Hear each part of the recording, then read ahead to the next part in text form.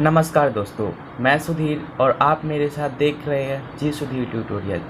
आज हम क्लास 12 का हिंदी चैप्टर 2 करने वाले हैं, जो कि हमारा निराला भाई जिसके लेखक महादेवी वर्मा जी हैं। हम देखते हैं महादेवी वर्मा जी की परिचय। श्रीमती महादेवी वर्मा जी का जन्म 26 मार्च 1907 को उत्तर प्रदेश के फर्रुखाबाद में हुआ। हिंदी साहित्य जगत में आप चर्चित एवं प्रतिभाशाली कवयित्री के रूप में प्रतिष्ठित हैं। आप जितनी शिद्दत कवयित्री के रूप में चर्चित है, उतना ही सफल गद्यकार के रूप में भी व्याख्यात है। आप छायावादी युग के प्रमुख स्तंभ हैं। आपके लिखित रेखा चरित्र काव्य सौंदर्य की अनुभूति तो कराते ही है, साथ साथ सामाजिक स्थितियों पर चोट भी करते हैं। इसलिए वे काव्यात्मक रेखाचित्र हमारे मन पर अमिट प्रभाव अंकित करते हैं।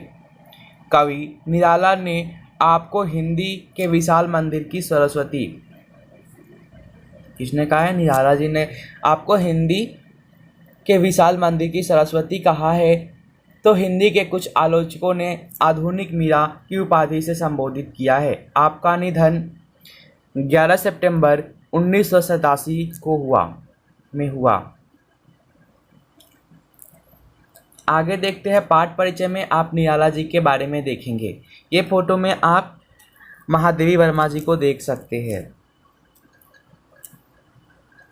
हम देखेंगे निराला जी के बारे में। पाठ परिचय निराला जी।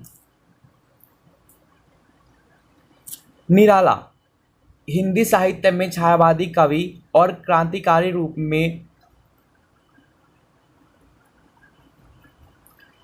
में जाने जाते हैं। वे आजीवन फक्कर बने रहे। निर्धनता में जीवन यापन करते रहे तथा दूसरों के आर्थिक दुखों का बोझ स्वयं ढोते रहे। क्या कर रहे थे? अपना दूसरों का बोझ खुद ढो रहे थे। उन्होंने परिवार के सदस्यों के वियोग की व्यवस्था को सहा, उसे काव्य में उतारा। आतिथ्य करने में उनका अपनापन देखते ही बनता था। अपने समकालीन रचनाकारों के प्रति उनकी चिंता, उनकी संवेदनशीलता को रेखांकित करती हैं। उनका व्यक्तित्व लोहे के समान दृढ़ था, जो तो हृदय भाव तरलता से ओतप्रोत था। वे मानवता के पुजारी थे। इन्हीं गुणों को लेखिका ने शब्दांकित किया है। यहाँ पे आप देख सकते हैं सूर्यकांत, जिनका बचपन का नाम सूर्य था, बाद में उन्हें सूर्यकांत कहा गया, जो कि बाद में वो क्या कहलाए? निराला कहलाए। उनका जन्म 21 फरवरी 1986 को हुआ था और उनका मृत्यु 15 अक्टूबर 1961 ईस्वी में हुआ था। उनका जन्म स्थान बंगाल महिषादल राज्य था। उनके काव्य की रचनाएं क्या क्या है?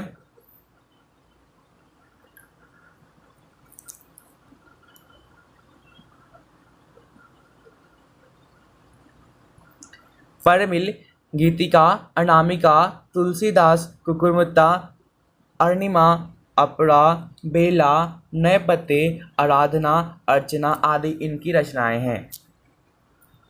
ये आप देख सकते हैं, निराला जी और महादेवी वर्मा जी साथ में हैं। अब हम आते हैं स्व अध्ययन निराला भाई के। हम देखते हैं क्वेश्चन नंबर 1, आकलन। लेखिका के पास रखे 300 रुपये इस प्रकार समाप्त हो गए। हमने पाठ में पढ़ा है लेखिका के पास 300 रुपये है, जिन्होंने 4 लोगों को दिया।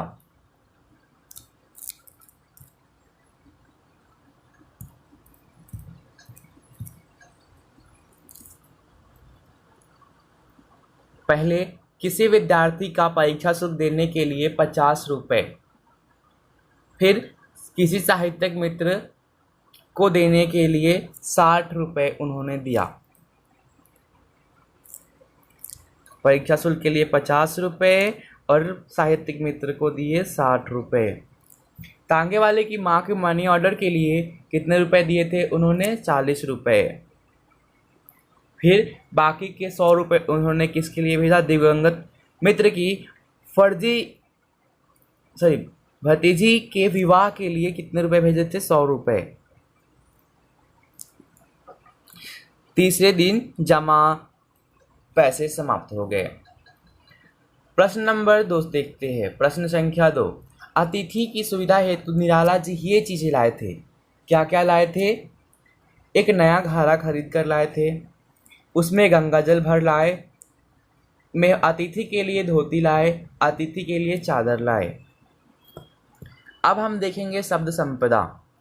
निम्नलिखित शब्दों के समानार्थी शब्द लिखिए। समानार्थी मीन्स पर्यायवाची शब्द।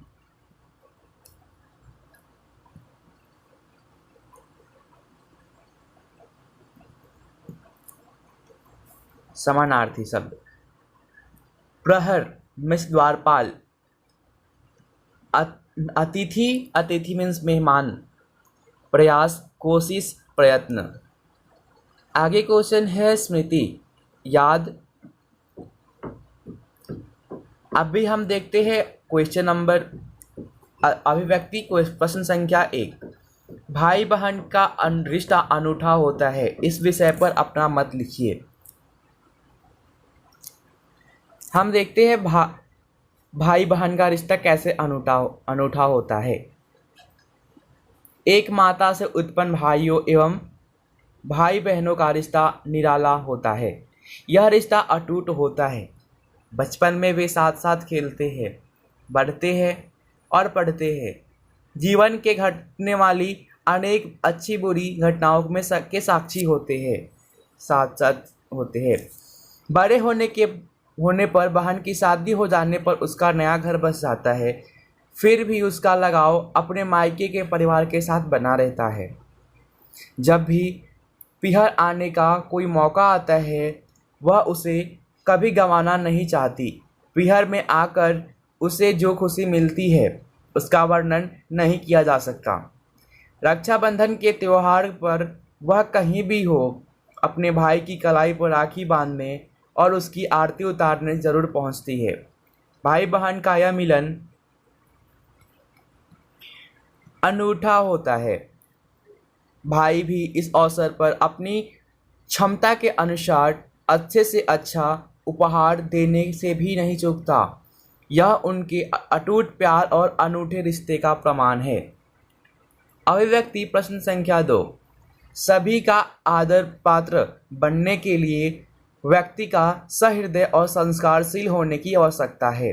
इस कथन पर अपने विचार लिखिए। सहृदयशील और संस्कारशील। मनुष्य एक सामाजिक प्राणी है।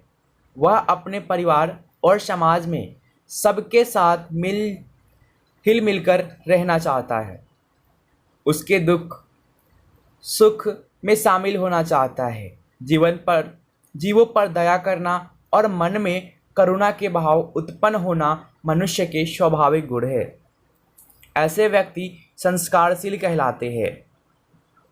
ऐसे व्यक्ति का सभी लोग आदर करते हैं और उसे अपना प्यार देते हैं। मगर सब लोग ऐसे नहीं होते।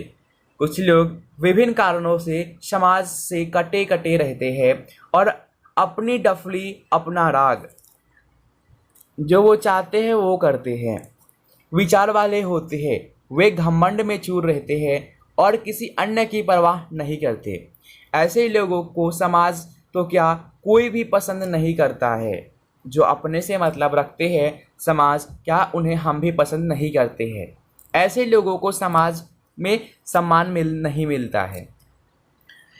इसलिए मनुष्य को सहृदय और संस्कारशील होना जरूरी है। अब हम देखने वाले हैं पाठ पर आधारित लघु उत्तरीय प्रश्न। निराला जी की चारित्रिक विशेषताएं लिखिए। उनकी चारित्रिक विशेषताएं क्या थी? तो हम देखते हैं उनकी चारित्रिक विशेषताएं क्या थी। हल। निराला जी मानवता के पुजारी थे। किसके पुजारी थे? निराला जी मानवता के पुजारी थे। उनमें मानवीय गुण कूट कर भरे हुए थे। उन्हें स्वयं से अधिक दूसरों की अधिक चिंता होती थी। स्वयं से अधिक दूसरों की अधिक चिंता होती थी। खुद निर्धनता में जीवन बिताते रहते, पर दूसरों के आर्थिक दुखों का भार उठाने के लिए सदा तत्पर रहते थे। आतिथ्य करने में उनका जवाब नहीं था। अतिथियों को सदा हाथ पर लिए रहते थे। उनके लिए खुद भोजन बनाने और बर्तन मांजने से में उन्हें हर्ष होता था। घर में सामान न होने पर अतिथियों के लिए मित्रों से कुछ चीज़ें मांग लाने में शर्म नहीं करते थे। उदार इतने थे कि उनके अपने उपयोग की वस्तुएं भी दूसरों को दे देते थे और खुद कष्ट उठाते थे। साथ ही साहित्यकारों ने इनके लिए उनके मन में बहुत लगाव था। एक बार कवि सुमित्रानंद पंत के स्वर्गवास की झूठी खबर सुनकर वे व्यवस्थित हो गए थे और उन्होंने पूरी रात जग कर बिता दी थी। निराला जी पुरस्कार में मिले धन का भी अपने लिए उपयोग नहीं करते थे। जो उनको पुरस्कार मिलता था उसका उपयोग अपने लिए नहीं करते थे, किंतु अपनी अपरिग्रही वृत्ति के कारण उन्हें मधुकरी खाने तक के नौबत आ गई थी। इस बात पर वे बड़े निश्चल भाव से बताते थे। उनका विशाल डिलडॉल देखने वालों के हृदय में आतंक पैदा कर देता था, पर उनके मुख की सरल आत्मीयता इसे दूर कर देती थी। निराला जी से अन्याय सहन नहीं होता था। इसके विरोध में उनका हाथ और उनकी लेखनी दोनों चल जाते थे। निराला जी आचरण से क्रांतिकारी थे। कैसे थे? आचरण से क्रांतिकारी थे। वे किसी चीज़ का विरोध करते हुए कठिन चोट करते थे, पर उनमें द्वेष की भावना नहीं होती थी। द्वेष मतलब जलन की भावना नहीं होती थी। निराला जी के प्रशंसक तथा आलोचक दोनों थे। कुछ लोग जहां उनकी नम्र उदारता की प्रशंसा करते थे, वहीं कुछ लोग उनके उद्धत व्यवहार की निंदा करते नहीं थकते थे। निराला जी अपने युग की विशिष्ट प्रतिभा रहे हैं। उनके सामने अनेक प्रतिकूल परिस्थितियां आई, पर वे कभी हार नहीं माने।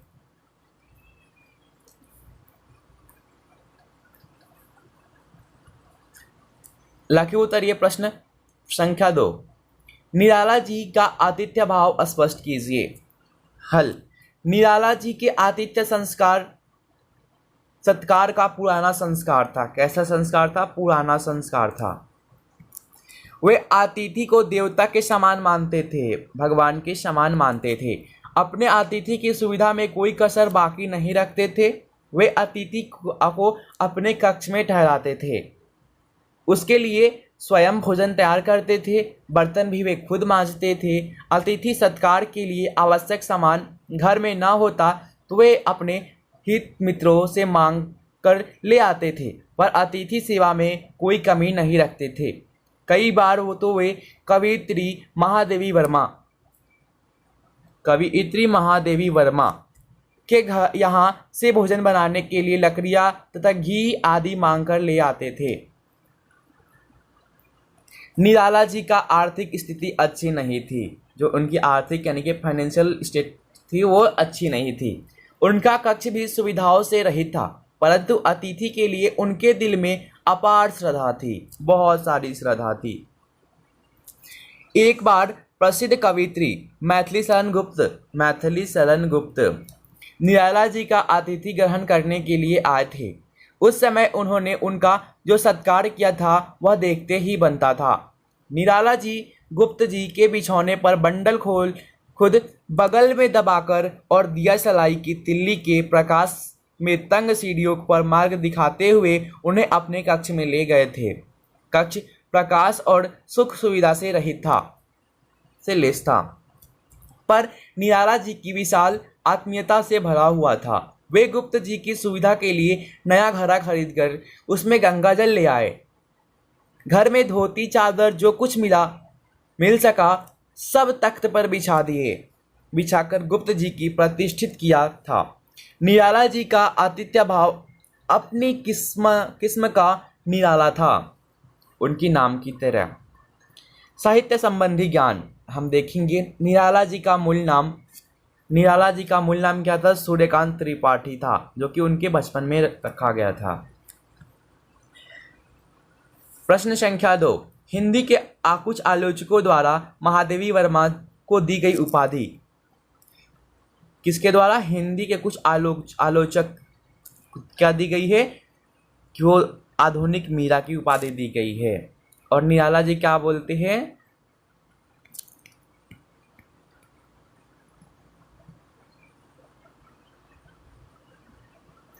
निराला जी ने क्या उपाधि दी है उनको? आधुनिक। निराला जी ने महादेवी वर्मा को क्या उपाधि दी है? हिंदी के विशाल सरस्वती कहा है। निराला जी ने महादेवी वर्मा जी को हिंदी की विशाल सरस्वती कहा है, कि मंदिर को कहा है। आप यहाँ पर देख सकते हैं। कवि निराला ने महादेवी वर्मा जी को हिंदी के विशाल मंदिर की सरस्वती कहा है।